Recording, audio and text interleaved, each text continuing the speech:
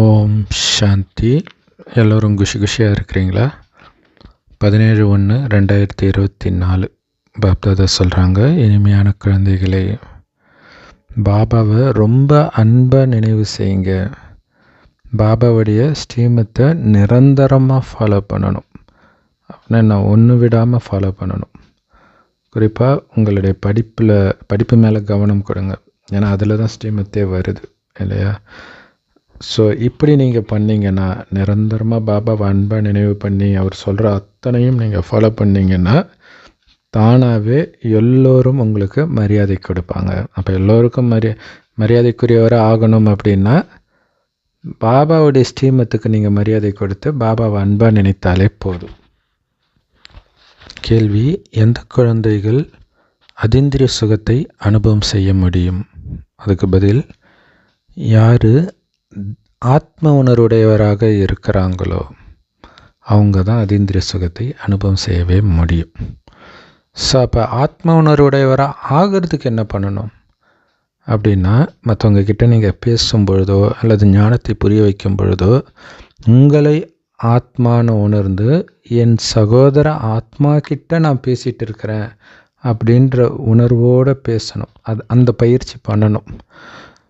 So நான் சகோதர ஆத்மா கிட்ட பேசுகிறேன்ற அந்த சகோதர பார்வையை நீங்கள் பக்காவாக ஆக்கிறதன் மூலமாக நீங்கள் கொஞ்சம் கொஞ்சமாக ஆத்ம உணர்வுடையவராக ஆகிட்டே வருவீங்க.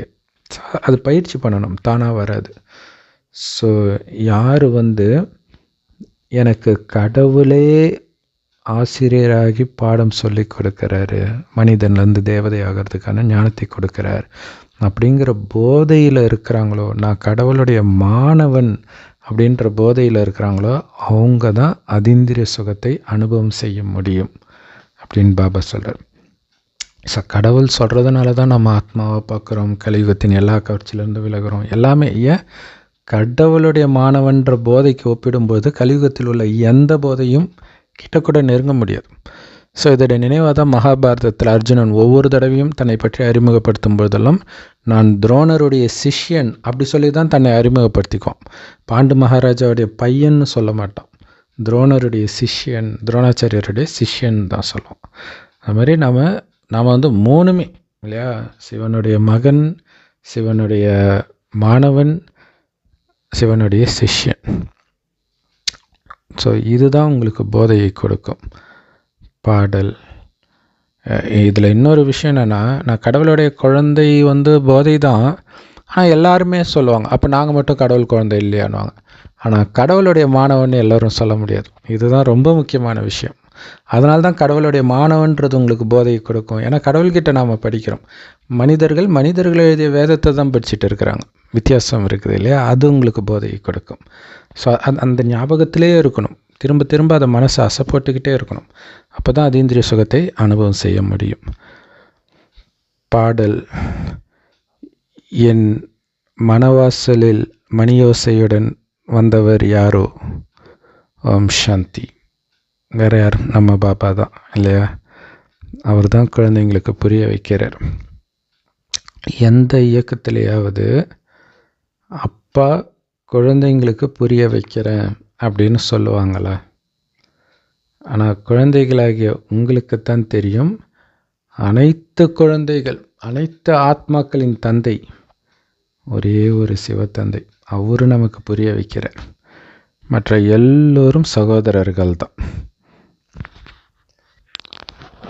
ஸோ அப்போ குழந்தைகளாகிய நாம் கண்டிப்பாக அப்பா கிட்டேருந்து ஆஸ்தி அடைவோம் அப்படின்னு நம்ம புரிஞ்சுக்கிறோம். குறிப்பாக மற்றவர்கள்கிட்ட இந்த காலச்சக்கரத்தை பற்றி தெளிவாக நம்ம புரிய வைக்கணும். இது சங்கம யுகம் இல்லை, இந்த 5000 வருடத்தின் கடைசின்னு ஒரு வருடம். இந்த கடைசின்னு ஒரு வருடத்தில் தான் கடவுள் நமக்கு முக்தியையோ அல்லது ஜீவன் முக்தியையோ கொடுக்குறார். நேச்சுரலாக ரெண்டுத்தையுமே கொடுக்குறார். ஏன்னா முக்தி போயிட்டு தான் ஜீவன் முக்திக்கு வர முடியும்.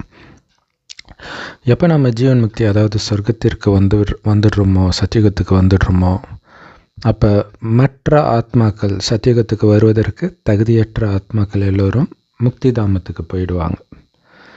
ஸோ அந்த ஒரு கடவுளை மட்டும்தான், அந்த சிவபாபாவை மட்டும்தான் சத்கதி கொடுக்கிற வள்ளல்னும் இந்த துக்கதாமத்திலிருந்து விடுவிப்பவர்னும் நம்மை பரந்தாமம் சொர்க்கத்திற்கு அதற்கான வழியை சொல்லும் வழிகாட்டினும் சொல்ல முடியும்.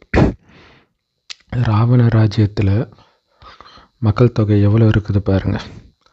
ஆனால் ராமராஜ்யத்தில் ரொம்ப கம்மியான மனிதர்கள் தான் இருப்பாங்க.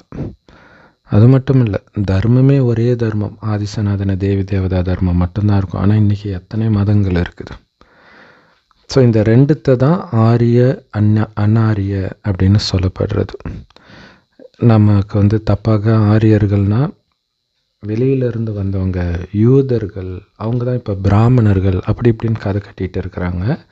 பாபா ஏற்கனவே ஒரு முறையில் சொன்னார், பிராமணர்கள் அப்படிங்கிறது துவாபரயுகத்திலேருந்து வெளிப்படுது. ஏன்னா அப்போ கோயில் கட்டிட்டாங்க.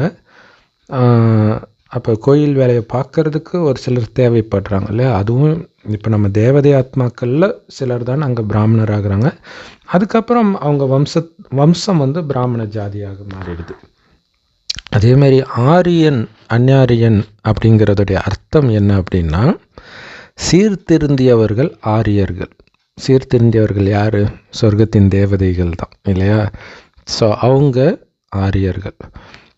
எப்போ அவங்க மறுஜன்மம் எடுத்து சீர்கெட்டு போகிறார்களோ அப்போ அன்னாரியர்கள். இன்றைக்கி ஆரியத்துக்கு ஆப்போசிட்டாக திராவிடம் அப்படின்னு பேசுனா அதுக்கும் அது தான் அர்த்தம் இல்லையா, சீர்கெட்டவர்கள். ஆமாம், கலியுகத்தில் எல்லாருமே சீர்கெட்டவர்கள் தானே. ஆனால் இதோடைய அர்த்தம் யாருக்குமே தெரியறது கிடையாது. அப்படி நல்லவர்களாக சீர்திருந்தியவர்களாக இருந்தவர்கள் இப்படி சீர்கெட்டாங்க அப்படின்னு யாருக்குமே தெரியாது. மற்றபடி ஆரியம் அப்படிங்கிறது ஒரு மதம் கிடையாது. சீர்திருந்தியவர்கள், பண்பானவர்கள் அப்படின்னு அர்த்தம், அவ்வளோதான். ஸோ தேவதைகள் தான் அந்த மாதிரி சீர்திருந்திய நல்ல பண்புடையவர்களாக இருந்தாங்க. 84 பிறவிகள் எடுத்து சீர்கெட்ட சூத்திரர்களாக மாறிட்டாங்க. யார் உயர்ந்ததிலும் உயர்ந்த பூஜிக்க தகுந்தவர்களாக இருந்தார்களோ அவங்களே பிறகு பூஜாரிகளாக மாறிட்டாங்க. ஒரே ஒரு தந்தை மட்டும்தான் ஹம்சோஹம்முடைய அர்த்தத்தையே சொல்கிறார். ஹம்சோனா நானே அது. மனிதர்கள் என்ன நினச்சிக்கிட்டாங்க, ஆத்மாவே பரமாத்மா, பரமாத்மாவே ஆத்மான்னு புரிஞ்சுக்கிட்டாங்க. ஆனால் அதோடைய அர்த்தம் அது கிடையாது. ஏணிப்படி வச்சு தெளிவாக புரிய வைக்கலாம் பாருங்கள். மேலே சீர்திருந்தியவர்களாக இருந்த அந்த தேவதைகள் ஏணிப்படியில் இறங்கி அதாவது மறுஜன்மம் எடுத்து தன்னுடைய சக்தியை இழப்பதினால் சாதாரண மனிதர்களாக ஆகிட்டோம் நாம். அதாவது ஸோ இப்போ நாமே மீண்டும் தேவதையாக மாறும். தேவதையாக இருந்தவர்களே கலியுகத்தின் சூத்திரர்களாக மாறிட்டோம். மீண்டும் தேவதையாக நாமே மாறுவோம் அப்படிங்கிறது தான் ஹம்சோஹம்முடைய அர்த்தமே தவிர ஆத்மாவே பரமாத்மான்றது அர்த்தம் கிடையாது. இது விராட ரூப நாடகம் இல்லையா. வெவ்வேறு ரூபங்களை நாம் தான் எடுக்கிறோம். பூஜிக்க தகுந்தவர்களாக இருந்ததும் நாமே, பிறகு பூஜாரி ஆனதும் நாமே. பூஜிக்க தகுந்தவராக ஆரம்பத்தில் தேவதைகளாக இருந்தோம், பிறகு சத்திரியன், வைஷ்யன், சூத்திரன் அப்படின்னு இறங்கி வந்துட்டோம். ஏன்னா கண்டிப்பாக ஏணிப்படியில் இறங்கி தான் ஆகணும். ஸோ இதோடைய நினைவாக தான் ஐயப்பன் பக்கத்தில் எப்போவுமே ஏணி படிக்கட்டு இருக்கும். ஸோ 84 பிறவிகள் எடுத்தவங்களுடைய கணக்கு இது இல்லையா. 84 பிறவி எடுத்தவர்கள் தான் அந்த ஏணியுடைய மேலே இருப்பாங்க. பாபா சொல்கிறாரு, உங்களுடைய முன்ஜென்மங்களை பற்றி உங்களுக்கே தெரியலை, அதனால தான் ஆத்மாவே பரமாத்மான்னு சொல்கிறீங்க. பாபாவுக்கு ஈக்குவலான தெய்வீக குணத்தோடு ஒரு காலத்தில் இருந்தோம், அதைத்தான் அது குறிக்குதுன்னு உங்களுக்கு தெரியல. ஏன்னா அப்படி இருந்தோன்றதே உங்களுக்கு தெரியல. அதனால தான் நான் இதை உங்களுக்கு சொல்லி புரிய வைக்கிறேன். இது காலச்சக்கரம். நாம தான் தேவதையாகவும் பிறகு சத்திரியன், வைஷ்யன், சூத்திரனாகவும் இந்த சக்கரத்தில் வருகிறோம். அதிலும் குறிப்பாக சொர்க்கத்தில் இருந்த 21 பிறவிகள் ரொம்ப பிரபலமானது. ஸோ அதனால தான் அந்த 21ன்ற நம்பரை நிறைய மதம் சார்ந்த விஷயத்துக்கு பயன்படுத்துவாங்க. 21 முறை சுற்றி வரணும், 21 அகல் விளக்கு வைக்கணும், 21 நாளைக்கு விரதம் இருக்கணும், இந்த மாதிரிலாம் சொல்லுவாங்க. ஆனால் மனிதர்களுக்கு சொர்க்கத்தில் நாம் எடுத்த 21 பிறவியுடைய நினைவு தான் இதுன்னு தெரியாது. ஏன்னா அவங்க தமோ பிரதானமாக ஆயிட்டாங்க. இப்போ குழந்தைகளாகிய உங்களுக்கு மட்டும்தான் முழு ஞானமும் கிடைக்கிது. இருந்தாலும் எல்லோரும் இதை அப்படியே புரிஞ்சுக்கிட்டாங்கன்னு சொல்ல முடியாது. அதனால தான் கோடியில் சிலர் மட்டுமே இந்த ஞானத்தை எடுத்து தேவதா தர்மத்தை சார்ந்தவர்களாக மாறுவாங்க அப்படின்னு சொல்லப்படுது. ஸோ அதனால் இதில் ஆச்சரியப்படுறதுக்கு ஒன்றும் இல்லை. என்னடா இத்தனை பேர்கிட்ட சொல்கிறோம், யாருமே புரிஞ்சிக்கல அப்படின்னு நீங்கள் ஆச்சரியப்பட தேவையில்லை. இந்த காலச்சக்கரத்தின் படத்தை புரிய வைக்கிறது ரொம்ப ஈஸி. அது ஆரம்பத்தில் தங்க யுகமாக இருந்தது, சத்யுகம். இப்போ இரும்பு யுகமாக இருக்குது. அனைத்தையும் இழந்துட்டோம். சத்யுகத்தில் ரொம்ப கம்மியான மனிதர்கள் இருப்பாங்க. ஆனால் அளவற்ற செல்வம், இயற்கையெல்லாம் ஃபஸ்ட் கிளாஸாக இருக்கும். ஆனால் இன்றைக்கி மனிதர்கள் அதிகமாயிட்டாங்க. ஆனால் அதற்கேற்ற உணவோ அல்லது இயற்கையோ எதுவுமே இல்லை. எல்லாம் தமோ பிரதானமாயிடுச்சு. ஆரம்பத்தில் இந்த சிருஷ்டி மரம் ரொம்ப சின்னதாக இருக்குது. பிறகு கொஞ்சம் கொஞ்சமாக வளர்ச்சி அடையுது. ஸோ யாருக்குமே இந்த உண்மையான கல்ப விருட்சத்தை பற்றி தெரியாது. அது ஏதோ நிஜமான ஸ்தூல மரம்பில் இருக்குது அப்படின்னு நினச்சிக்கிறாங்க. அதே மாதிரி பிரம்மாவை பற்றியும் யாருக்கும் தெரியாது. பிராமணர்கள் பிரம்மாவின் வாய் வழியாக பிறந்தவர்கள். அப்படி பிரம்மாவின் வாய் வழியாக பிறந்த பிராமணர்கள் கண்டிப்பாக யஜ்யத்தை உருவாக்க தேவை. கடவுளுக்கு நேரடி குழந்தையாக அவர்கள்தான் பிரம்மா வாய் வழியாக பிறக்கிறார்கள். பிரம்மா மூலமாக சிவபாபா அவர்களை தத்தெடுக்கிறார் அப்படின்னு புரிய வைங்க. மற்றபடி கலியுக பிராமணர்களோ ஸ்தூலமான படைப்பு இல்லையா, அவங்க கர்ப்பத்தின் மூலமாக பிறந்தவர்கள். ஆனால் பிராமணர்களாகிய நாமோ பிரம்மாவின் வாய் வழியாக சிவபாபாவுடைய ஞானத்தை கேட்டு பிறந்தவர்கள். இப்போ இது ராவணனுடைய ராஜ்யம், நம்ம ராஜ்யம் கிடையாது. ஸோ பாபா தான் ராவணனை அழித்து ராமராஜ்யத்தை, நம்ம ராஜ்யத்தை உருவாக்குறார். அப்போ கண்டிப்பாக உடலற்ற சிவத்தந்தை யார் உடலிலோ பிரவேசம் ஆகிதானே இந்த ஞானத்தை கொடுக்க முடியும். ஸோ அதனால தான் இந்த பிரம்மா அந்த மரத்துடைய கடைசியில் உச்சியில் காட்டப்பட்டு இருக்குது. அப்படின்னு அர்த்தம், கடைசி நிலையை அடைஞ்சிட்டார். முற்றிலும் அழுகிய நிலை இல்லையா, ஒரு மரத்துடைய கடைசி காலம். இந்த கல்பவருஷ மரத்துடைய கடைசி காலத்தில் அவர் இருக்கிறார். அப்போ தான் சிவபாபா அவர் உடலில் வருகிறார். நான் இவருடைய உடலில் இவருடைய பல ஜென்மங்களின் கடைசி ஜென்மத்தில் பிரவேசிக்கிறேன். இது இவருடைய 84 பிறவிகளின் கடைசி ஜென்மம். இப்போ என்னை நினைத்து தபஸ்யா பண்ணுறாரு. அதனால் அவரை நாம் கடவுள்னு சொல்லலை. அவர் யாரை நினைக்கிறாரோ அந்த சிவத்தந்தையை தான் கடவுள்னு சொல்லணும். ஆனால் உலகத்தின் மனிதர்கள் கடவுள் எங்கும் நிறைந்தவர், கல் முள்ளெல்லாம் இருக்கிறாருன்னு சொல்கிறாங்க. அதனால தான் அவங்களே கல் முள் மாதிரி மாறிட்டாங்க இல்லையா. புத்தி அவ்வளோ மோசமாயிடுச்சு. தேவதைகளுடைய விஷயங்கள் எல்லாமே தனிப்பட்டது. இப்போ அந்த தேவதை பதவியை அடைவதற்காகத்தான் நாம் இந்த ராஜயோக ஞானத்தை சுயம் சிவபாபா கிட்டேருந்தே படிக்கிறோம், இந்த உயர்ந்த படிப்பை. அந்த தேவதைகளை பகவான் பகவதிகள் அப்படின்னு சொல்கிறாங்க. அதுக்கு காரணம் அவங்க தூய்மையாக இருக்கிறாங்க. அந்த தர்மமே கடவுளாலேயே ஸ்தாபனை செய்யப்படுது இல்லையா. பகவானால் ஸ்தாபனை செய்யப்பட்டதுனால அந்த தர்மத்தில் உள்ளவர்களை பகவான் பகவதிகள் அப்படின்னு சொல்கிறாங்க. ஆனால் உண்மையிலே அவங்க மகாராஜா மகாராணின்னு தான் அவங்கள சொல்லணும். லக்ஷ்மி நாராயணனை பகவான் பகவதின்னு சொல்கிறது ஒரு விதத்தில் குருட்டு நம்பிக்கை தான். அவங்களுக்கு தெரியாது சிவன் படைத்தார், அதனால் அவங்க பகவான் பகவதின்னு சொல்லப்படுறாங்கன்னு அவங்களுக்கு தெரியாது. கண்ணை மூடிட்டு அவங்க சொல்கிறாங்க. அதனால் அவங்களே கடவுள்னு நினச்சிட்டாங்க. அவங்கள ராஜாராணின்னு சொல்லியிருந்தால் இந்த பிரச்சனை இருக்காது இல்லை. ஏன்னா கடவுள் ஒருவர் தானே, எப்படி நிறைய பேர் ஆக முடியும்? ஏன்னா இப்போ லக்ஷ்மி நாராயணன் கடவுள் அப்படின்னா அவருடைய மனைவி லக்ஷ்மியும் கடவுள் ஆயிடுறாங்க. ஆனால் கடவுளோ ஒருவர் தான், சிவன் மட்டும்தான் கடவுள். அது மட்டும் இல்லை, சிவன் வேறு சங்கர் வேறுன்னு நம்ம பிரித்து காட்டுறோம். இதன் மூலமாக மனிதர்கள் என்ன நினச்சிக்கிறாங்கன்னா, இவங்க தேவதைகளையே நீக்கிட்டாங்க அப்படி சொல்கிறாங்க. ஏன்னா சங்கரரையும் கடவுள் தெய்வம் அப்படி புரிஞ்சுக்கிறாங்க. ஆனால் நம்முடைய புத்தியில் முழு 84 பிறவி சக்கரமும் இருக்குது. ஆனாலும் யார் மகாரதி குழந்தைகளாக இருக்கிறாங்களோ அவங்களால மட்டும்தான் இந்த ஞானத்தை ரொம்ப தெளிவாக புரிய வைக்க முடியும். இந்த ஞானத்தை நிறைய பேர் கேட்குறாங்க, ஆனால் எல்லாருடைய புத்தியிலும் இந்த ஞானம் உட்கார்றது கிடையாது. அப்போ அவங்க என்னவாக முடியும்? அவங்க எப்படி தேவதையாக முடியும்? வேணால் சொர்க்கத்தில் ஒரு பைசாவுக்கு பிரயோஜனம் இல்லாத வேலைக்காரியாக வேணால் ஆகலாம்.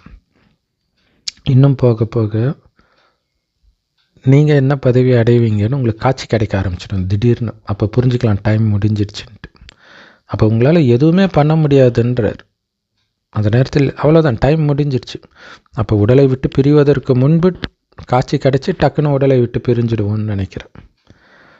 ஸோ அப்போ நேரம் முடிஞ்சிடும். அதுக்கப்புறம் நீங்கள் என்ன பண்ண முடியும்? ஸோ அதனால தான் இப்போவே ஒரு வினாடி கூட வீணாக்காமல் முயற்சி பண்ணுங்க. அலட்சியமாக இருக்காதீங்க. கலியுக கவர்ச்சியில் புத்தியை ஓட விடாதீங்க அப்படின்னு பாபா தினம் தினம் அதனால தான் எச்சரிக்கை கொடுக்குறார். இருந்தாலும் எல்லோரும் பாபா எச்சரிக்கை கேட்குறாங்களா? கேட்குறதில்ல. ஏன்னா எல்லோரும் உயர்ந்தவர்களாக ஆகிட முடியாதே. ஏன்னா எல்லாருடைய புத்திங்கிற பாத்திரம் ஒன்றும் தூய்மையாக இல்லையே, வெறும் குப்பை தானே இருக்குது. குப்பை இருக்கிற இடத்துல எப்படி பாபாவை நினச்சி தெய்வீக குணங்களை தாரணை பண்ண முடியும்? ஸோ அதுக்கு நீங்கள் தீவிர முயற்சி பண்ணணும். இந்த மாதிரி படங்களை வச்சு ரொம்ப நல்லா புரிய வைக்கிறதுக்கு நீங்கள் பயிற்சி பண்ணணும். அப்படி இல்லைன்னா கடைசியில் யாருக்குமே நம்ம சேவை செய்யலையே, பாபா தினம் தினம் சொல்லியும் நம்முடைய விகார குணங்களை நீக்கிக்கலையே அப்படின்னு கடைசியில் பச்சாதாபப்படுவீங்க. இப்போ ஒன்றும் பண்ண முடியாது. இப்போ ஆத்மாவுக்கான உணவு பாபா கொடுக்குற ஞானம் இல்லை, ஒவ்வொரு ஆத்மாவுக்கும் இந்த ஞான உணவை கொடுத்தால்தான் அந்த ஆத்மா திருப்தி அடையும். ஆனால் அந்த ஆத்மாக்கள்லாம் மயக்கத்தில் இருக்கனால ஆரம்பத்தில் ஏற்றுக்காமல் இருக்கலாம், நம்மளை நக்கல் பண்ணலாம். அதையும் மீறி யுக்தியாக கொடுக்க வேண்டியது நம்முடைய கடமை. ஸோ இதை எல்லோருக்கும் புரிய வைக்கணும்.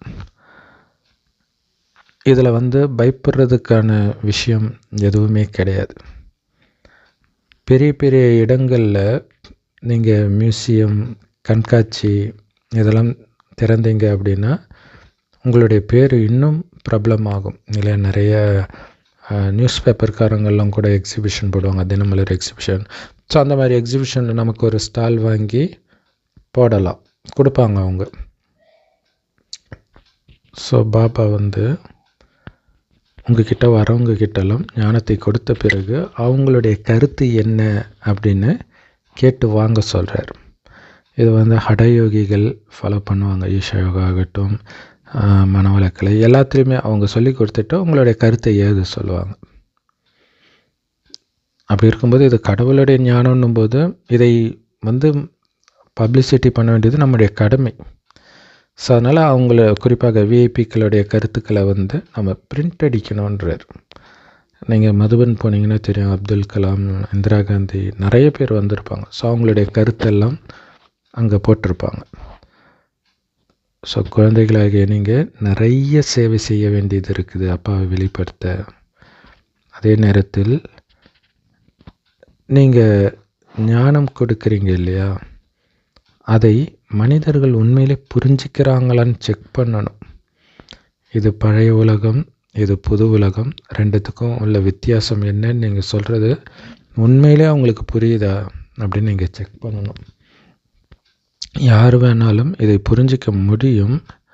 ஆனாலும் இவ்வளவு நாட்களாக கல்பத்தின் ஆயுள் லட்சக்கணக்கான வருடமாகவும் கலியுக முடிய இன்னும் 40,000 வருஷம் இருக்கணும் ரொம்ப நீட்டி சொல்லிட்ட காரணத்தினால இவங்க என்ன புதுசாக 5,000 வருஷன்றாங்க அப்படின்னு மனிதர்கள் குழம்பி போயிடுறாங்க.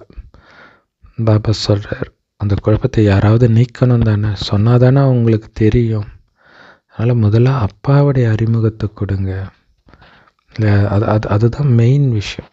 நீங்கள் வேதங்கள் எல்லாம் படிச்சிருப்பீங்க, ஆனால் கடவுளுடைய அறிமுகத்தை யாராவது கொடுத்துருக்குறாங்களா, அவருடைய தொழிலை சொல்லியிருக்கிறாங்களா அப்படின்னு கடவுளை பற்றிய நிச்சய புத்தி வந்த பிறகு கண்ணை மூடிட்டு கடவுள் சொல்கிறது தான் உண்மைன்னு நம்ப ஆரம்பிச்சிடுவாங்க. யார் ஆத்ம உணர்வில் இருந்து சேவை செய்கிறாங்களோ அவங்களுக்கு தான் அதீந்திரிய சுகம் அனுபவமாகும். சும்மா ஞானத்தை கொடுக்கறதுனால எதுவுமே ஆயிடாது. இல்லை, நீங்கள் அந்த ஆனந்தத்தில் இருக்கணும். அந்த ஆனந்தத்தின் ஆதாரமாக நான் ஆத்மான்ற உணர்வும் இன்னொரு ஆத்மாவுக்கு சொல்கிறன்ற உணர்விலும் நீங்கள் பேசினா மட்டும்தான் அதீந்திரிய சுகம் அனுபவம் ஆகும். இல்லாட்டினா எதிர இருக்கிறவங்க அவங்கள வச்சு வரக்கூடிய சந்தோஷம் வந்துடும். இல்லை, அது எல்லாருக்கும் தான் வரும். ஒரு கூட்டத்தில் ஒரு அரசியல்வாதி பேசுனார்னா கை தட்டினா அவனுக்கு சந்தோஷம் வருது, அந்த மாதிரி சந்தோஷமாக இருக்கக்கூடாது. இல்லை, இது அதீந்திரிய சுகம் ஆத்ம உணர்வுனால் வர சந்தோஷமாக இருக்கணும். இல்லாட்டினா சொற்பொழிவு நடத்துறதுனால எந்த பிரயோஜனமும் கிடையாது. நீங்கள் சொற்பொழிவு நடத்தும்போது என்ன புரிஞ்சுக்கணும், ஆத்மாவாகிய நான் என்னுடைய சகோதர ஆத்மாக்களுக்கு புரிய வைக்கிறேன் அப்படின்னு மனதுக்குள்ளே புரிஞ்சுக்கணும். அப்படி ஆத்ம உணர்வுடையவர் ஆகிறதுக்கு ரொம்ப முயற்சி பண்ண வேண்டியது இருக்குது. ஆனாலும் குழந்தைங்க அடிக்கடி மறந்துடுறீங்க. பாபா சமீபமாக சொன்னார், இப்படி ஆத்மான்னு உணருங்கன்னு நான் சொன்னதே இல்லை அப்படிங்கிற மாதிரி இருக்கு உங்களுடைய நடவடிக்கைன்ற. தினம் தினம் நான் சொல்கிறேன், ஆனால் நீங்கள் அப்படி மறந்துடுறீங்க. ஆத்மான்னு ஒன்றை பற்றி நினைவே இல்லாமல் இருக்கிறீங்க, அப்படியே தேக உணர்வில் மூழ்கி கிடக்கிறீங்கன்ற.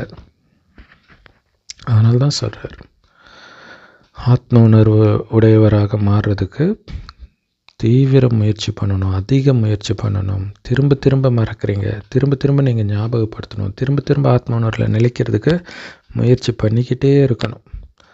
ஸோ அதுக்காகத்தான் இந்த விஷயத்த சொல்கிறதுக்கு தான் பாபாவே நேரடியாக வந்திருக்கிறார். ஆத்மாக்கள் பரமாத்மா கிட்டேருந்து வெகு காலமாக பிரிஞ்சு இருக்குது அப்படின்னு சொல்கிறாங்கல்ல, அதோடைய உண்மையான அர்த்தம் நமக்கு தான் தெரியும். இந்த வெகு காலன்றது 5000 வருஷம்தான். மகாரதிகள் தங்களை ஆத்மான்னு உணர்ந்து அப்பாவை நினைக்கிற பயிற்சி அதிகமாக பண்ணணும். இல்லை, அவங்களுக்கு ஞானம் நல்லா சொல்ல வரும். ஆனால் ஆத்மான்னு உணர்ந்து அப்பாவை நினச்சி யோக பலத்தை அதிகரிக்கணும். அப்போ தான் நம்ம விடுற ஞான அம்பு பாயும். அப்போ தான் அவங்களும் தங்களை சக்திசாலியாக உணருவாங்க. இல்லையா, உங்களுக்கு அந்த யோக பலம் இருக்கும்போது தான் நீங்கள் ஞானத்தை சொல்லும்போதே அந்த சக்தியை அவங்களால உணர முடியும். தன்னை ஆத்மானே உணரலை, அதற்கான முயற்சியே எடுக்கலை அப்படின்னா அவங்களுக்கு என்ன ஞானம் தாரணை ஆகிடும்? நினைவில் இருக்கிறதன் மூலமாகத்தான் சக்தி நிரம்பியவர்களாக நீங்கள் ஆவீங்க. ஸோ யோக பலம் தான் சொல்லுவாங்களே தவிர ஞான பலம்னு சொல்ல மாட்டாங்க. இல்லை, ஞானத்தை தெரிஞ்சுக்கிட்டா, ஞானத்தை மணிக்கணக்காக பேசினா எந்த பிரயோஜனமும் இல்லை. அதை நடைமுறைப்படுத்தணுன்னா யோக பலம் ரொம்ப முக்கியம். அதனால தான் இது பேர் யோக பலமே தவிர ஞான பலம் கிடையாது. யோக பலத்தின் மூலமாகத்தான் நீங்கள் சொர்க்கத்தின் எஜமானர்கள் ஆகிறீங்க. உங்களை மாதிரி நிறைய பேரை உங்களுக்கு சமமாக மாற்றணும். நீங்கள் அதுக்கும் யோக பலம் ரொம்ப முக்கியம். நிறைய பேர் உங்களுக்கு சமமாக நீங்கள் மாற்றாத வரை உலக அழிவு நடக்காதுன்றார். அங்கே சொர்க்கம் ஸ்தாபனை ஆகணும். சொர்க்கத்தில் நிறைய பேர் இருப்பாங்க. அப்போ நிறைய பேர் உங்களுக்கு சமமாக ஆக்கினாதானே கலியுகத்தை அழித்து சொர்க்கத்தை எடுத்துகிட்டு வர முடியும். சத்தியுகத்துக்கு யாருமே தயாராகாமல் கலியுகத்தை அழித்து என்ன பண்ணுறது? அப்போ நீங்கள் அந்தளவுக்கு சக்திசாலியாக இல்லாத காரணத்தினால தான் பெரிய பெரிய யுத்தங்கள் ஸ்டார்ட் ஆனால் கூட டக்கு டக்குன்னு நின்றுடுது. உலக அழிவு மாதிரி இருக்கு, ஆனால் நின்றுடுது. மனிதர்கள் நல்ல சக்திசாலியான பாம்லாம் தயாரிக்கிறாங்க.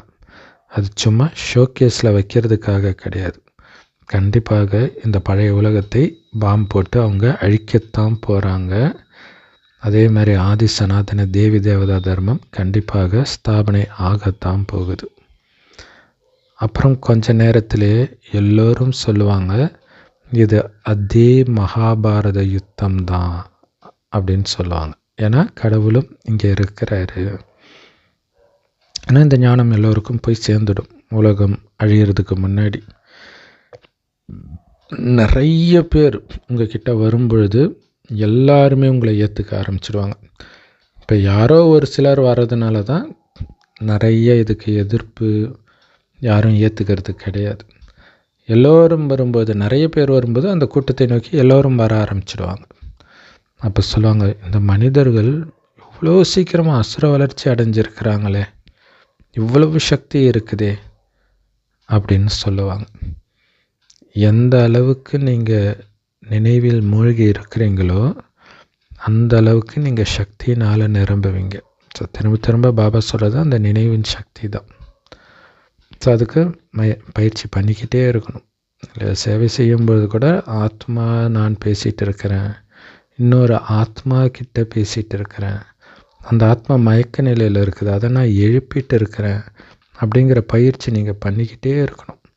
ஸோ இந்த நினைவில் எந்த அளவுக்கு இருக்கிறீங்களோ அந்த அளவுக்கு தான் ஆத்மாவில் சக்தி நிரம்பும். ஸோ பாபாவுடைய நினைவில் இருக்கிறதன் மூலமாக தான் மற்றவர்களுக்கு நீங்கள் ஒளி கொடுக்குறீங்க, வழி கொடுக்குறீங்க இல்லையா? ஒளி கொடுக்கறது வெளிச்சம் காட்டுறீங்க உண்மையை நோக்கி. அதுக்கு யோக பலம் ரொம்ப முக்கியம். அப்போ நீங்கள் பேசும்போது அவங்களுக்கு புரியும், ஏதோ ஒரு அந்த வைப்ரேஷனை உணர்வாங்க. இந்த பிரம்மா பாபா கூட சொல்கிறார், குழந்தைகளாகிய இவங்க என்னை விட அற்புதமாக சேவை செய்கிறாங்க, நிறைய சேவை செய்கிறாங்க அப்படின்னு சொல்கிறார். இன்னும் கொஞ்சம் நேரமும் இருக்குது. ஏன்னா இப்போதைக்கு யாருமே அப்படி பக்கா யோகத்தில் இருக்கிறாங்கன்னு சொல்ல முடியல. ஆனால் பரவாயில்ல, கொஞ்சம் டைம் இருக்குது அப்படின்னு 1969க்கு முன்னாடி வந்த வானிலை சொல்கிறார். இப்போ டைம் கண்டிப்பாக இல்லை. அதனால் அதிவேகமாக நீங்கள் யோகத்தில் மூழ்க ஆரம்பிச்சிடணும்.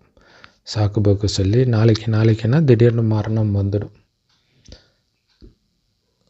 பாபா குழந்தைங்களுக்கே தெரியுது நமக்கு யோக பலம் இல்லை, அந்தளவுக்கு யோகா பண்ணலை, அதனால்தான் நம்ம விடுற ஞான அம்பு இலக்கை சென்று அடைய மாட்டேங்குது அப்படின்னு அவங்களே உணர்கிறாங்க.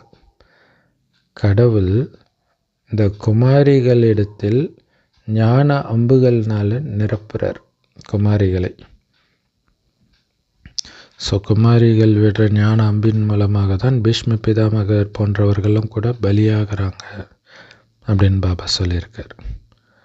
நீங்கள் தான் அந்த பிரஜாபிதா பிரம்மாவுடைய குமாரர்கள் மற்றும் குமாரிகள். இவர் பிரம்மா, நீங்கள் எல்லோரும் அவரால் தத்தெடுக்கப்பட்ட அல்லது அவர் மூலமாக தத்தெடுக்கப்பட்ட குழந்தைகள், சிவனாலே தத்தெடுக்கப்பட்ட குழந்தைகள். படைப்பவர் ஒரே ஒரு சிவத்தந்தை தான், மற்ற அனைவரும் அவர்கிட்ட நாம் படிக்கிறோம். பிரம்மாவும் சேர்த்து தான் இந்த ஞானத்தை படிக்கிறார். ஸோ அப்போ எல்லாருமே சிவனுடைய படைப்புகள். நாம் எல்லோரும் தேவதைகளாக ஆக போகிறோம். தெய்வீக குணங்களை தாரணை பண்ணிட்டு இருக்கிறோம். நாம் எல்லோரும் தேவதையாவதற்காகத்தான் தெய்வீக குணங்களை தாரணை பண்ணுறோம். ஆனாலும் சில ஜோடிகள் இந்த ஞானத்தை ஃபாலோ பண்ண முடியல. ஸோ அந்த ஜோடியை 2 சக்கரம் அப்படின்னு சொல்கிறாங்க. இல்லை, 2 சக்கரமும் போகணும். இப்போ சைக்கிள், 2 வீலர் அப்படி எடுத்துக்கலாம். 2 சக்கரமும் போனால் தானே போக முடியும். ஆனால் அவங்க மண்ணில் சிக்கிட்டா மாதிரி இருக்குது. இல்லை, கடல் மணல் அந்த மாதிரி மணலில் சிக்கிட்டா வண்டி நவராது. ஸோ அதனால் உன்னால் நான் கேட்டேன், என்னால் நீ கேட்டேன்ட்டு 2 பேரும் மாற்றி மாற்றி விகாரத்தில் தள்ளிக்கிட்டே இருக்கிறாங்க ஒருத்தர்.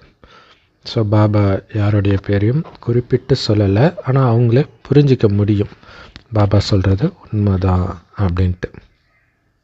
ஸோ குழந்தைகளாகி உங்களுக்கே கூட உங்கள் கூட சேர்ந்து சேவை செய்கிறவங்களுடைய குணம் தெரியும்.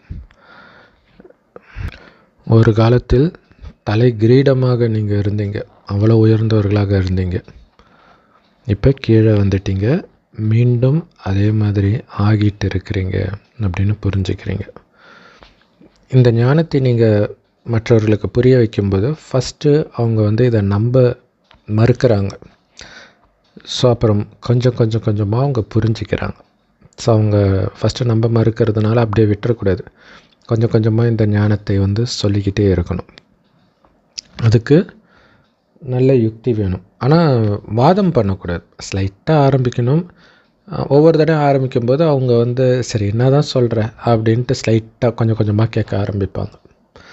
ஸோ இதை புரிய வைக்கிறதுக்கு புத்திசாலித்தனம் தேவை. புத்தி ஆத்மாவில் இருக்குது. ஆத்மாவைத்தான் சச்சித் ஆனந்த ஸ்வரூபம். சத்துனா சத்தியமானது, சித்துனா உயிரோட்டமானது, அதாவது சைத்தன்யமானது, ஆனந்தம்னா ஆனந்த ஸ்வரூபம். ஸோ இதுதான் ஆத்மாவுடைய உண்மையான குணம். ஸோ அந்த உண்மையான குணத்தை அடையணும்னா நீங்கள் ஆத்ம உணர்வுடையவராக மாறணும். அதுக்கு தான் ஆத்ம உணர்வுடையவராக பாபா நம்மளை மாற்றுறார். பாபா வர வரைக்கும் நம்மளை யாரும் ஆத்ம உணர்வுடையவராக மாற்ற முடியாது. ஏன்னா எல்லாருமே தேக உணர்வில் தான் இருக்கிறாங்க. இப்போ பாபா நமக்கு ஆசீர்வாதம் கொடுக்குறார். ஆத்ம உணர்வுடையவராக ஆகுங்கள் அப்படின்ட்டு. அதுக்கு சக்தி இல்லையே, திரும்ப தேக உணர்வில் வந்துடுறேனே பாபா.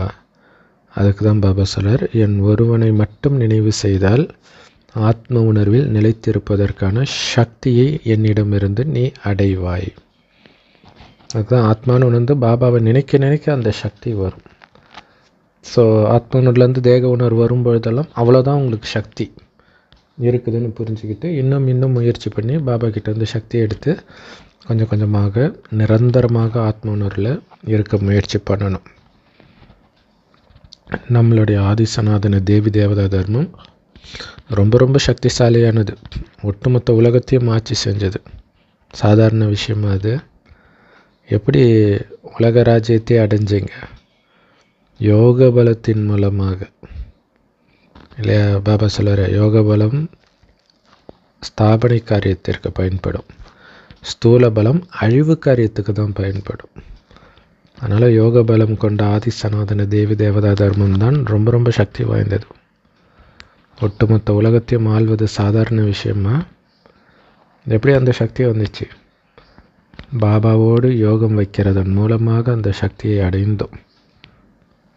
ஸோ இந்த புது விஷயத்தை ரொம்ப தெளிவாக நீங்கள் புரிய வைக்கணும். அவர் ஒருவர் தான் அனைத்து ஆத்மாக்களின் எல்லையற்ற தந்தை. எல்லா மதத்தினருக்கும் அவர் தான். சிவன் ஒருவர் தான் கடவுள். அவரை தான் அல்லாஹ் பரமபிதான்னு சொல்கிறாங்க. அவர் தான் புது உலகத்தை படைப்பவர் அப்படின்னு புரிய வைக்கணும். சிவனுடைய தொழிலை நாம் புரிய வைக்கணும். அவர் எப்போ வராரு, என்ன பண்ணுறாரு, எல்லாத்தையும் நம்ம புரிய வைக்கணும். ஏன்னா அவர் வந்ததுடைய நினைவாகத்தான் நம்ம சிவராத்திரி கொண்டாடுறோம். அதே நேரத்தில் கிருஷ்ணருடைய பிறந்த நாளையும் கொண்டாடுறோம். இப்போ இருவரில் யார் உயர்ந்தவர்? ஸ்ரீ கிருஷ்ணரா, சிவபெருமானா? கண்டிப்பாக உடல் இல்லாத நிராகார சிவத்தந்தை தான் உயர்ந்ததிலும் உயர்ந்தவர். ஏன் சிவராத்திரி சிவனுடைய பிறந்த நாளை கொண்டாடுறாங்க? அப்படி என்ன பண்ணார்? ஸ்ரீகிருஷ்ணர் என்ன பண்ணார்? பரமபிதா பரமாத்மா ஒரு சாதாரண வயோதிக உடலில் பிரவேசமாகி ஸ்தாபனை காரியத்தை செய்தார் அப்படின்னு புராணத்தில் எழுதப்பட்டிருக்குது. ஸோ இது கரெக்டு தான் இல்லையா? ஆனால் இதோடு நிறுத்தியிருந்தால் பிரச்சனை இல்லை. ஒவ்வொருத்தர் ஒவ்வொரு மாதிரி எழுதிட்டாங்க, பலவிதமான கருத்துக்கள். ஆனால் ஸ்ரீமத் பொறுத்த வரைக்கும் ஒன்று தான். உயர்ந்ததிலும் உயர்ந்த தந்தை தான் கொடுக்கிறார் அந்த உயர்ந்த வழியை. அதன் மூலமாகத்தான் நாமளும் உயர்ந்தவராக மாறும். மற்றபடி மனிதர்களின் வழியை ஃபாலோ செஞ்சு தான் நம்ம கீழே விழுந்திருக்கிறோம். மனிதர்களின் வழியை பின்பற்றி நாம் எப்படி முன்னேற முடியும்? நாம் இப்போ ஃபாலோ பண்ணுறது ஒரே ஒரு தடவை மட்டுமே கிடைக்கக்கூடிய கடவுளுடைய வழி. உலகம் அழியிற நேரத்தில் மட்டுமே கிடைக்குது. அதனால தான் உலகம் அழியிற நேரத்தில் இயேசுவின் 2ஆம் வருகை, கல்கி அவதாரம், அது இதுன்னு சொல்கிறது எதுக்கு? இந்த ஞானத்தை அவர் எடுத்துகிட்டு வர்றதுனால தான். அது எங்கே நடக்குது? சங்கம் யுகத்தில் நடக்குது. மற்றபடி தேவதைகள் எந்த வழியும் கொடுக்கறது கிடையாது. மனிதன்லேருந்து தேவதையாக அவங்க மாறிட்டாங்க இறைவனுடைய வழிப்படி. அவங்க எந்த வழியும் கொடுக்கறது கிடையாது. அவங்களுக்கு இது ஞாபகமும் இருக்காது. அதே மாதிரி அங்கே குருமார்கள் பின்னாடியும் போக மாட்டாங்க. சொர்க்கத்தில் குருமார்கள்லாம் இருக்க மாட்டாங்க. ஆனால் இங்கே மனிதர்கள் குருமார்கள் கிட்ட வழி கேட்க போகிறாங்க. அதனால் நீங்கள் மனிதர்களுக்கு சொல்லணும், நாங்கள் ராஜயோகிகள். ராஜயோகத்தை ராஜயோகிகள் தான் கற்றுக் கொடுக்க முடியுமே தவிர ஹடயோகி கற்றுக் கொடுக்க முடியாதுன்னு புரிய வைக்கணும். அவங்க கற்றுக் கொடுக்கறது ஹடயோகம். ஹடயோகி ஹடயோகத்தை தானே கற்றுக் கொடுக்க முடியும். எப்படி ராஜயோகத்தை கற்றுக் கொடுக்க முடியும்? அவங்க துறவற மார்க்கத்தை சார்ந்தவர்கள். இல்லற மார்க்கத்தை சார்ந்தவர்களுக்காகத்தான் ராஜயோகம். இல்லற மார்க்கத்தை சார்ந்தவர்கள் தான் புனித யாத்திரையெல்லாம் போகிறாங்க. அதே மாதிரி இந்த நினைவு யாத்திரையும் இல்லற மார்க்கத்தை சார்ந்தவர்கள் தான் செய்யணும். அதனால் குழந்தைகள் எதை பற்றியும் குழப்பம் வரக்கூடாது. மற்றவர்கள் இதை சொல்கிறாங்க, அதை சொல்கிறாங்க, அதெல்லாம் கண்டுக்காதீங்க. சத்தியமானவர் சொல்கிறது என்னன்னு நமக்கு தெரியும். அதை நாம் தெளிவாக புரிய வைக்கணும். நீங்கள் சொல்லலாம், நீங்கள் படித்த அளவுக்கு நாங்கள் படிக்கலைங்க, ஆனால் நாங்கள் கடவுள்கிட்ட நேரடியாக படிக்கிறோம். நீங்கள் படித்ததை எழுதினவரை விட கடவுள் புத்திசாலின்னு நீங்கள் நம்புனீங்கன்னா இதை ஏற்றுக்கோங்க, இல்லாட்டினா உங்கள் இஷ்டம் அப்படின்னு சொல்லிட வேண்டியது. அப்போ நீங்கள் இவ்வளோ உறுதியாக சொல்கிறது அவங்கள சிந்திக்க வைக்கும். அந்த நேரம் வாதம் செய்தாலும் வீட்டுக்கு போன அப்புறம் சிந்திப்பாங்க. இது ஏற்கனவே நிச்சயிக்கப்பட்ட நாடகம், திரும்ப திரும்ப நடக்குது. முந்தைய கல்பத்தில் உங்களுடைய சேவை எப்படி நடந்ததோ அதே மாதிரி இப்போவும் தொடர்ந்து நடந்துட்டு இருக்குது. இந்த நாடகம் உங்களை முயற்சி பண்ண வைக்குது. முந்தைய கல்பத்தை போலவே இல்லையா? சேவையும் முந்தைய கல்பத்தை போலவே பண்ணுறீங்க, சுய புருஷார்த்தமும் முந்தைய கல்பத்தை போலவே பண்ணுறீங்க. ஸோ முந்தைய கல்பத்தில் ஒருவர் எப்படி முயற்சி பண்ணியிருப்பார் அப்படின்னு இப்போ அவங்க முயற்சி பண்ணுறதை பார்த்து தெரிஞ்சுக்கலாம். அவங்க எப்படி முயற்சி பண்ணுறாங்கன்றது அவங்க நடத்தையில் தெரியும். இதுக்கு முன்னாடி அவங்க எப்படி இருந்தாங்க, இப்போ அவங்களுடைய நடத்தை எப்படி மாறி இருக்குது, அதை வச்சு நம்ம புரிஞ்சுக்கலாம். நல்லா முயற்சி பண்ணுறாரு, இல்லை நடத்தை மாறலைன்னா முயற்சி பண்ணலை அப்படின்னு தெரிஞ்சுக்கலாம். ஏன்னா முயற்சி குப்தமாக நடக்கிற விஷயம் இல்லையா? அதனால தான் எக்ஸிபிஷன் நடக்கும் பொழுது கைடு நீங்கள் நியமிக்கணும் இல்லையா? நம்ம இதில் எல்லாருமே டீச்சர் தான், எல்லாருமே புரிய வைப்பாங்க. ஆனால் அந்த புரிய வைக்கிறதுல ஏதாவது தப்பு இருக்குதா அப்படிங்கிறத கண்காணிக்கிறதுக்கு ஒரு கைடு நியமிக்கணும். நல்ல சீனியராக அல்லது ரொம்ப பக்காவாக நடத்துகிறவங்க. ஸோ ஒவ்வொருத்தர் வித்தியாசமாக நடத்துவாங்க, அதை என்கரேஜ் பண்ணணும். அப்படிலாம் பண்ணக்கூடாதுன்னு சொல்லக்கூடாது. பட் அவங்க சொல்கிறதுல ஏதாவது தப்பு இருந்தால் அதை திருத்துறதுக்கு ஒரு கைடு வேணும். கைடு நல்லா விளக்கம் கொடுப்பார். ஸோ ஒருத்தரால் ஒரு சிலர் கேள்வி கேட்குறது புது குழந்தைங்களால் பதில் சொல்ல முடியாது இல்லையா? அப்போ உடனே அந்த கைடு போய் அதுக்கு விளக்கம் கொடுக்கலாம். ஸோ இந்த விஷயங்கள் எல்லாம் நமக்கு நடத்துகிற பாபாவுக்கு நல்லாவே தெரியும். நம்மளுடைய புத்தியை ரொம்ப பரந்த புத்தியாக, எல்லையற்ற புத்தியாக பாபா நம்மளை இப்போ மாற்றிக்கிட்டே இருக்கிறார். யாரோட குழந்தைன்னா அப்படிங்கிற அந்த போதை இருக்கணுன்றார். சுயம் பகவானே எனக்கு நடத்திட்டு இருக்கிறாருன்னா சாதாரண விஷயமா? அவங்க சபரிமலைக்கு போகிறவங்க பகவானே பகவதியே அப்படிலாம் சொல்கிறாங்க. ஆனால் அப்படி 2 பேர் கிடையாது இல்லையா? பகவான் ஒருத்தர் தான். அவரே நடத்துகிறார். இவங்க கடவுளை பற்றியே தெரியாது, சும்மா மகிமை பாடிட்டு இருக்கிறாங்க. ஆனால் இங்கே கடவுளே நடத்துகிறார் அப்படின்னா நமக்கு எவ்வளோ போதை இருக்கணும். அவரோட குழந்தை, அவர் மடியில் இருக்கிற அந்த பிள்ளையார் முருகன் நான் தான் அப்படிங்கிற போதை இருக்கணும். சிலரால் இந்த ஞானத்தை படிக்க முடியல, ஃபாலோ பண்ண முடியல, மாயின் கவர்ச்சி பிடிச்சி இழுக்குது அப்படின்னா விட்டுட்டு போயிடுறாங்க. அப்போ பாபா புரிஞ்சுக்கிறார், அது என் குழந்தை இல்லை, யாருடைய குழந்தையோ சும்மா இங்கே வந்து பார்த்துட்டு போயிடுச்சு அப்படின்னு புரிஞ்சுக்குவார். சில குழந்தைங்க எப்படியெல்லாம் வந்து ஞானத்தை படித்து பிறகு விட்டுட்டு போனதையெல்லாம் நாமளும் பார்த்தோம். கொஞ்சம் புரிஞ்சிக்கிறாங்க, புரிஞ்சுக்கிட்டு சிலர் வந்து மீண்டும் படிக்க வராங்க இல்லையா. அந்த மாதிரி விட்டுட்டு போன குழந்தை கூட கொஞ்ச நேரம் கழித்து புரிஞ்சுக்குவாங்க இல்லை. மாயை அடி கொடுத்த பிறகு தானாக பாபாவை தேடும் புத்தி, அது போய் ஒரு வருஷத்தில் நடக்கலாம், சில மாதத்தில் நடக்கலாம், அல்லது பல வருஷம் கழித்து கூட நடக்கலாம். அப்போ கூட அவங்க நல்ல யோகத்தில் இருந்தாங்கன்னா உயர்ந்த பதவி அடைய முடியும்ன்றார். திரும்ப அப்படி பாபாவை விட்டுட்டு போய் திரும்ப வந்தாலும் உயர்ந்த பதவி அடைய முடியும்.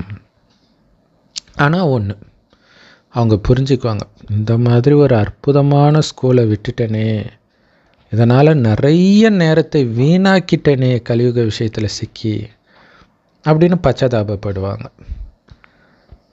ஆனால் இப்போ நான் கண்டிப்பாக அப்பா கிட்ட இருந்தால் ஆஸ்தியை அடைவேன் அப்படின்னு உறுதியாக இருப்பாங்க. இனி நான் விட மாட்டேன்.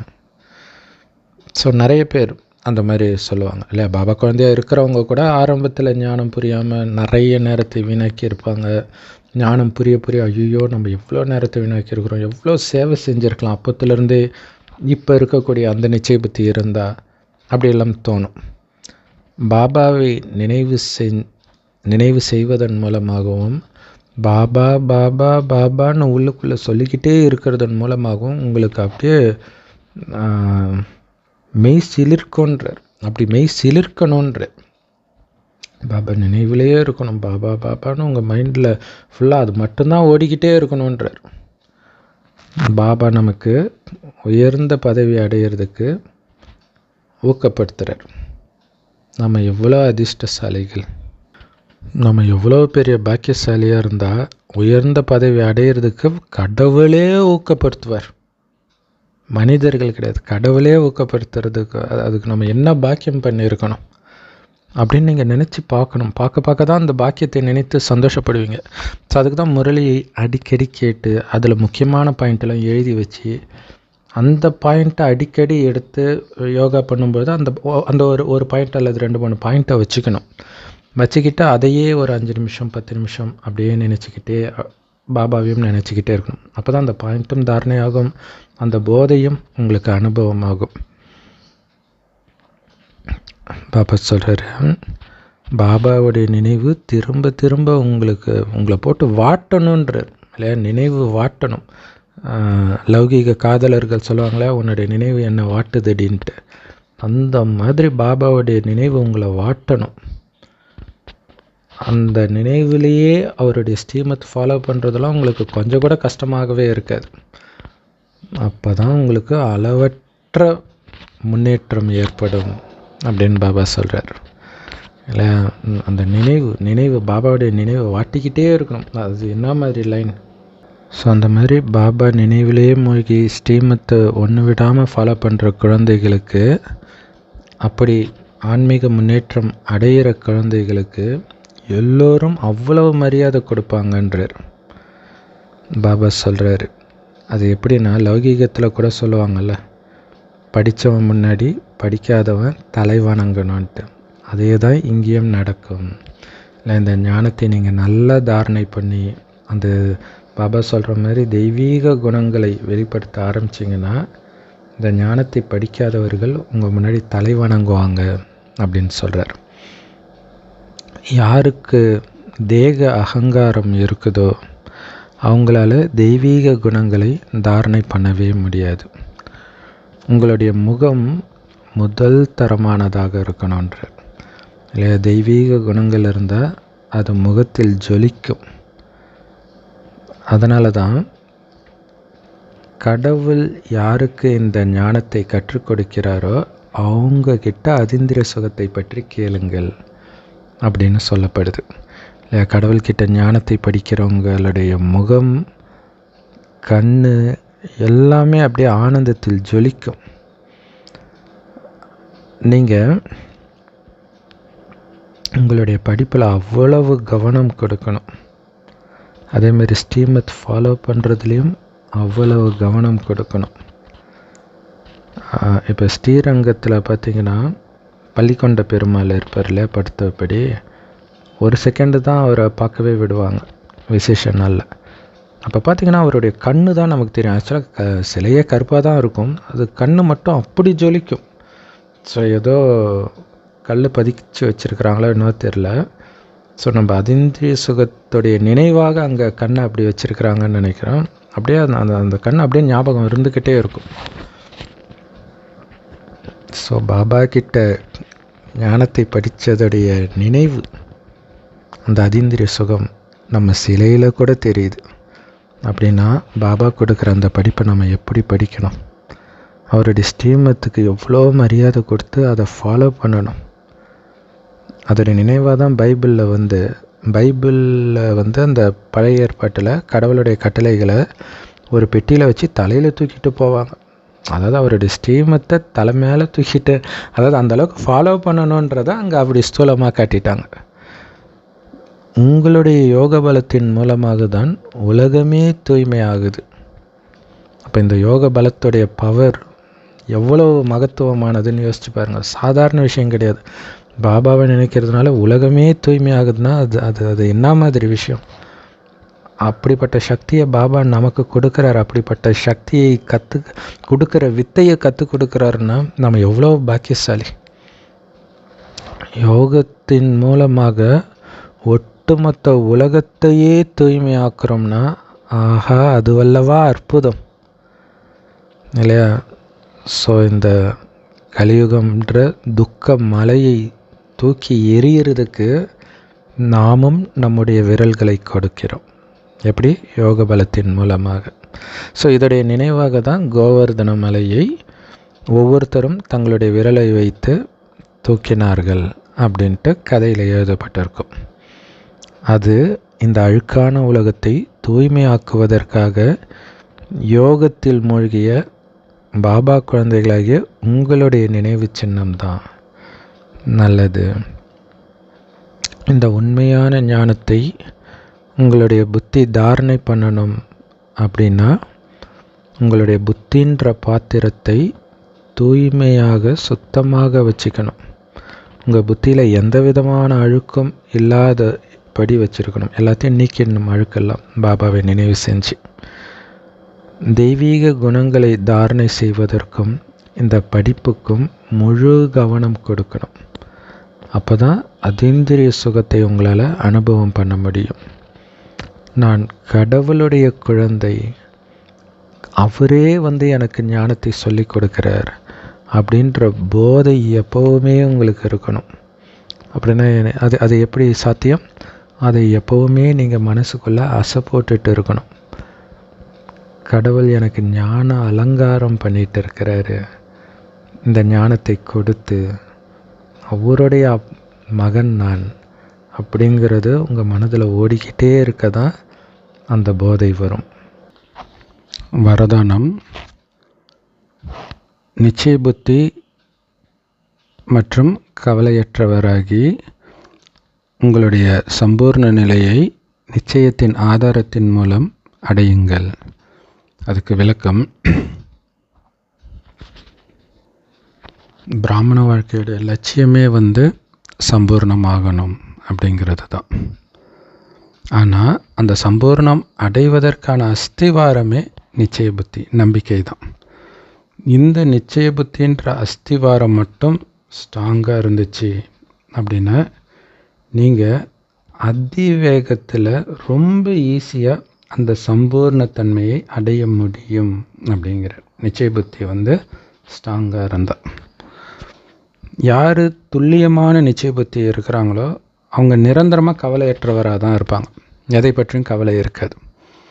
ஸோ இப்போ நிச்சய புத்தின்னு பாபா சொல்லிக்கிட்டே இருக்கிறாரு. அது என்ன நிச்சய புத்தி, துல்லியமான நிச்சய புத்தி அப்படின்னா, பாபா சொல்கிறாரு, உங்களுடைய ஆத்மஸ்வரூபத்தை தெரிஞ்சு அதை ஏற்றுக்கொண்டு அதன்படியே நடக்கிறது. அதாவது ஆத்ம உணர்விலே ஒவ்வொரு காரியத்தையும் பண்ணுறது. அடுத்தது ஆத்மாவின் தந்தை சிவபரமாத்மாவை எப்படி இருக்கிறாரோ அந்த ரூபத்தில் புரிந்து அவர் என்னென்ன பாகம் பண்ணுறாரோ அதை தெரிஞ்சு இருக்கிறது. ஸோ இதுதான் நிச்சய புத்தி இல்லையா? ஆத்மா நானுன்ற நிச்சய புத்தி, நான் அந்த உடையவன், அவரோட குழந்தை அப்படின்ற நிச்சய புத்தி யாருக்கு அசைக்க முடியாமல் இருக்குதோ அவங்க கண்டிப்பாக வெற்றி அடைவாங்க சம்பூர்ணத்தன்மையை அடையிறதில்ல இல்லையா? நான் ஆத்மா, பாபாவுடைய குழந்தை, இது மட்டும் சதா மனதில் ஓடிக்கிட்டே இருக்கணும் இல்லையா? இப்போ இந்த ஒரு வாரமாக பாபா அதை தானே சொல்கிறார், நான் பரமாத்மாவுடைய குழந்தை, நான் பரமாத்மாவுடைய மாணவன், அது உங்களுக்கு போதையை கொடுக்கணுன்றார். ஆத்மானு உணர்ந்து ஆத்ம சகோதரனை பார்த்து பேசுங்க அது சொல்கிறார். ஸோ அதுதான் வரதானமே. இதில் நிச்சய புத்தி வந்துடுச்சு அப்படின்னாலே சம்பூர்ணத்தன்மை ஈஸியாக அடைஞ்சிடுவீங்கன்றார். அது அடைய முடியுமா முடியாதான்ற கவலையே இருக்காதுன்றார். எதை பற்றிய கவலையும் இருக்காது இல்லையா? நான் ஆத்மா, என்னுடையவர் ஒரு பரமாத்மா, அவ்வளோதான். அப்புறம் இதில் கவலைப்படுறதுக்கு என்ன இருக்குது? ஏன்னா என்னுடையவர் வேறு யாரும் இல்லையே, இருந்தால் தானே கவலைப்படுறதுக்கு. அடுத்தது பாபா ஸ்லோகனில் சொல்கிறாரு, யார் தன்னுடைய பொன்னான இந்த சங்கமயுகத்தையும் சங்கமயுகத்தின் மூலமாக பாபா கொடுக்குற அந்த ஞானத்தின் மூலமாக வரக்கூடிய சந்தோஷத்தையும் அந்த பிராப்தியை அடையிற ஆசையையும் மற்றவர்களுக்கு தானமாக கொடுக்குறாங்களோ, அதாவது அவங்களும் இதே மாதிரி பண்ணணும் அப்படிங்கிற ஆசையை தூண்டுறாங்க பாருங்கள், அதுதான் தானமாக கொடுக்கறது, சந்தோஷத்தை தானமாக கொடுக்கறது. அவங்க தான் உண்மையிலே மகாதானி அப்படின்னு சொல்கிறார் இல்லை? தன்னுடைய ஒவ்வொரு நேரத்தையும் இந்த ஈஸ்வரிய சேவையில் பயன்படுத்துகிறவங்க தான் மகாதானி அப்படிங்கிறது தான் அதோடைய அர்த்தம். ஸோ அப்போ ஒரு வினாடி வீணாக்காமல் தானம் பண்ணுறாங்க, தன்னுடைய சந்தோஷம் எல்லாத்தையும் பிறருக்கும் தானம் பண்ணிக்கிட்டே இருக்கிறாங்க, அவங்க தான் மகாதானி. அவ்வியக்த பயிற்சி செம்ம பவர்ஃபுல்லான பயிற்சி தான். அவ்வியக்த பயிற்சி ஃபுல்லாகவே வந்துட்டுருக்கு.